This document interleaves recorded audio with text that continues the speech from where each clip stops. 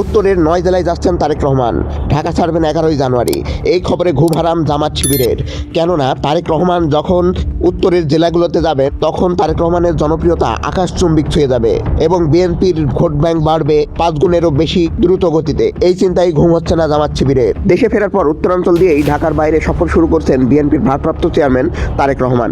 আগামী 11ই জানুয়ারি ঢাকার বাইরে যাচ্ছেন তিনি, ফিরবেন 14ই জানুয়ারি।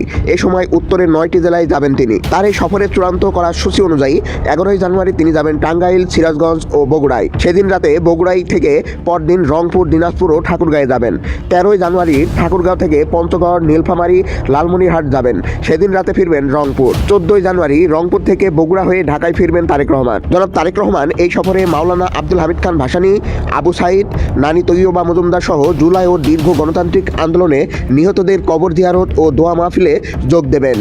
জুলাই আন্দোলনে আহত ও নিহতদের পরিবারের সাথে সৌজন্য সাক্ষাৎ করবেন। তারেক রহমানের এই সফর ঘিরে জামাত ইসলাম পাচ্ছে ভয়। কেননা তারেক রহমান এই সফর শুরু করলে বিএনপির জনপ্রিয়তা আকাশচুম্বী ছবে।